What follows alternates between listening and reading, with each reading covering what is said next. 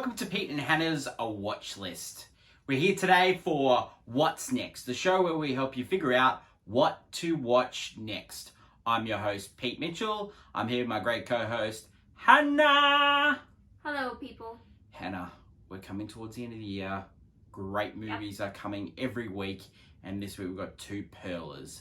Wonka, starring Timothée Chalamet, directed by Paul King of Paddington fame.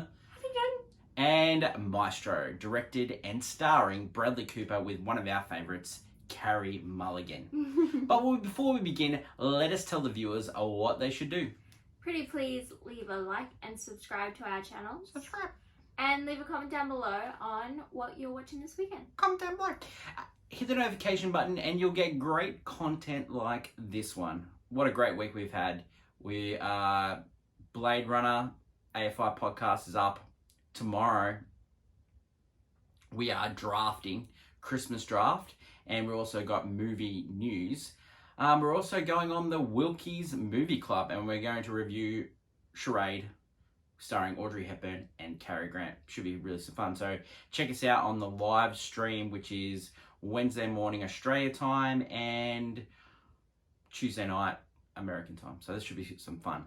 Also next week, Swatchies. First annual. Oh, we get to dress up. We get to give out our awards. Oh, so great. And we're also doing some really special Christmas stuff. Christmas blockbuster game this week. Huge. Yay. Huge. And championship belt. Best Christmas movie of all time. How good. Yes.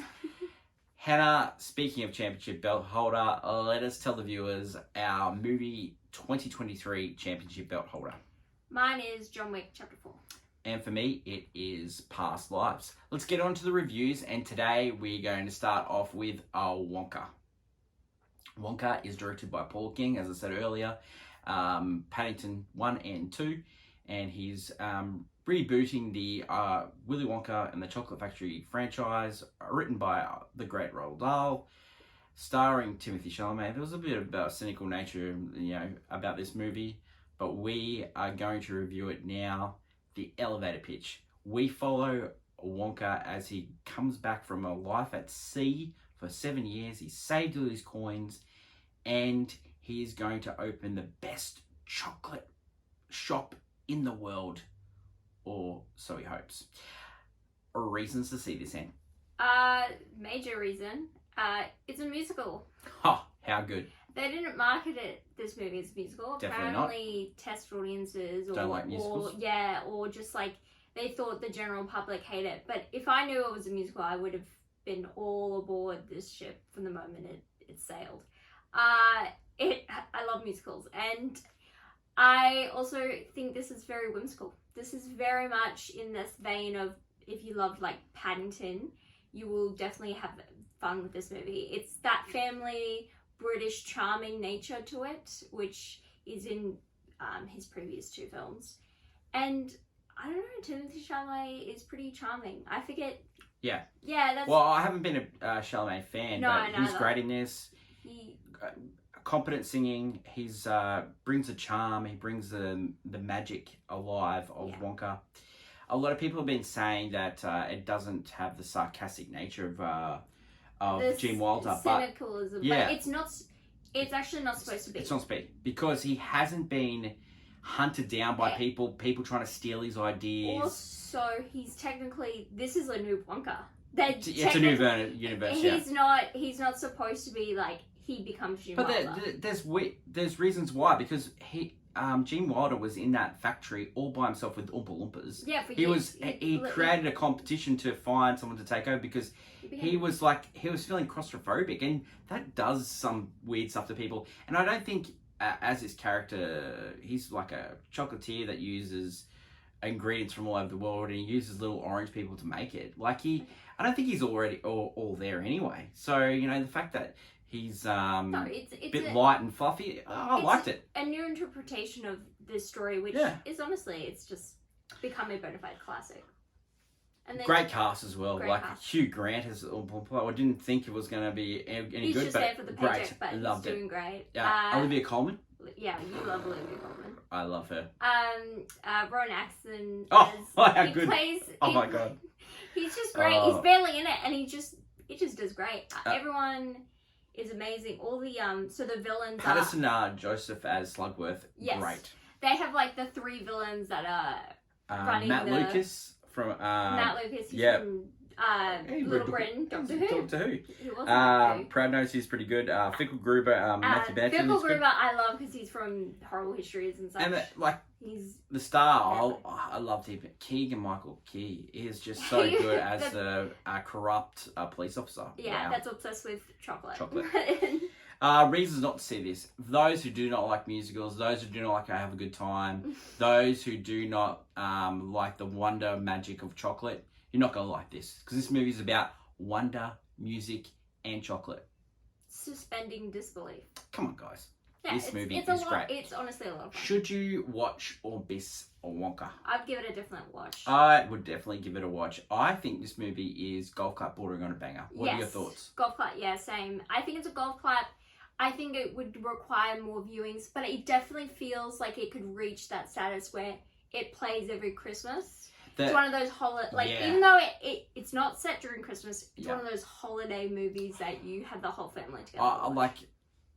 I'm a big crier, in movies, because movies get me. It plays my heartstring. But this movie at the end, oh my god, there's some really good scenes at the end, and I thoroughly enjoyed this movie. Yeah.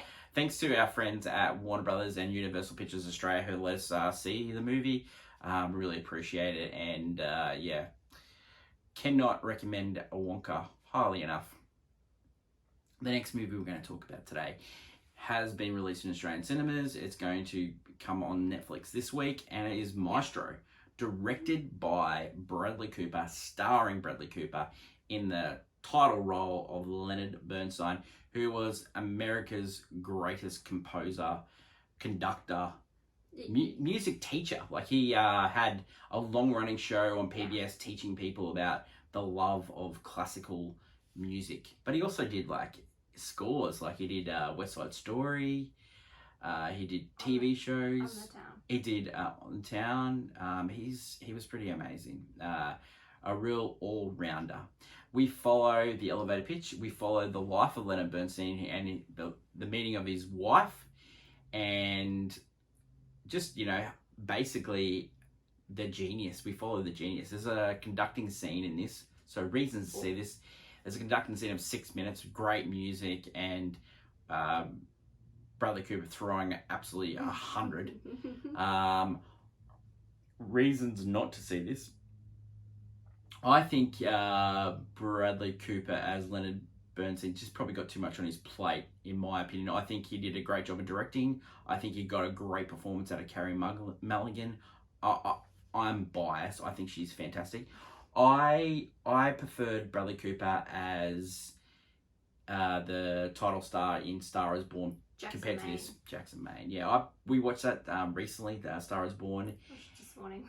And I preferred him in that movie than I did this one. But this one, the first half of this movie, his direction is fantastic. The black and white scenes are so pretty. It's well shot. It has a good pace to it, the first half. I think it loses its way in the second half. Another reason not to see. What are your thoughts on Maestro? Yeah, well, it's set in the movie where there's a guy interviewing Maestro in his later years, and he compiles all of his work, and there's not much there to begin with.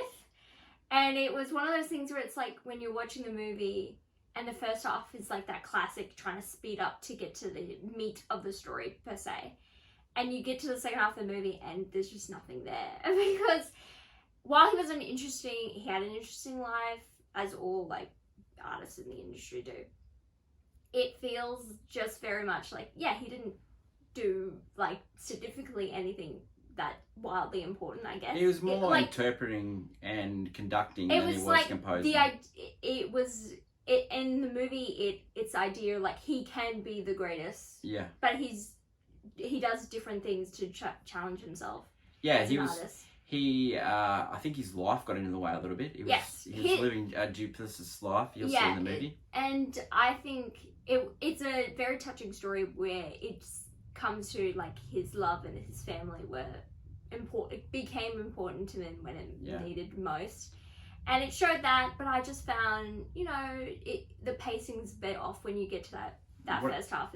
What did you think of the ending where the just a scene of him going out in nightclubs? Like, was that that's cool. I wanted like another 30 minutes about that where he's picking up guys in nightclubs. That's way more interesting to me. It was an interesting choice in this film. It's for some reason his first half of his life is set in black and white, which is a great choice. I think he has this like the opening scene where he goes from a bedroom to the auditorium is amazing, and there's like great moments. There's like all the best work is in that first half. Yeah, Matt Boomer's in that. Yes, he's so because good. but then as soon as the movie goes into color, and then his family life comes on display and everything, you just start, I don't know, it's just to unravel. I'm really looking forward to see what Bradley Cooper does in his career. He's got a great little career going. He's got a great career. He like, this is two kind of almost musical movies under his belt. I want him to continue to do, because he would be really interesting as a musical director. I also did actually like his performance a lot in this movie. Yeah. I mean, it's incredible to think he's putting in a really good performance. He did a better performance in this than he did in Guardians 3, where I feel like he phoned in his Leonard Bernstein impression as Rocket, because Rocket sounds weird in Guardians 3, and now I know why, because I'm watching this movie and I'm like, oh, this is why, because he was doing this voice in Guardians 3. Right. And you're always getting to the bottom of the big issues in film and television. That's where my brain was, and it wrapped around. Should you watch or miss Maestro? I think it's definitely a watch. Yeah. I think it's one of those really just great, it's just biopic. Like, yeah, it's by the numbers biopic. It's a by the numbers biopic with some artistic interpretation, and it's a Netflix movie. I would say definitely give it a watch, and I'd say it's definitely a golf clap. Mm-hmm. That is our reviews for today. Next week we've got so many reviews. We've got so many releases. It's a big time of year. It's about 4 new releases next week. So looking forward to movie news tomorrow, where Hannah will recap all the releases and all the movies that we're going to review next week. Thank you to my lovely co-host Hannah. Don't forget, we've got the AFI podcast. We were going on Wilkie's Movie Club. We've got the Christmas draft towards the end of the week. We've got some Christmas blockbuster. We've got some Christmas movie championship belts. So plenty of content, plus the usual reviews. Thanks everyone for watching. Don't forget to leave your feedback as well. Hopefully first couple of weeks of the new year we'll do a full feedback episode where you can ask us as many questions as you want, and we'll give us many opinions as we can about film, and you can ask us about us and all the stuff like that. Get to know us more. Big congratulations to us as well. We've got 100 subscribers on YouTube, so thanks everyone for subscribing. Really appreciate it. Until later in the week when we catch up for Hannah's movie news. That's Hannah. I'm Peter. It's bye.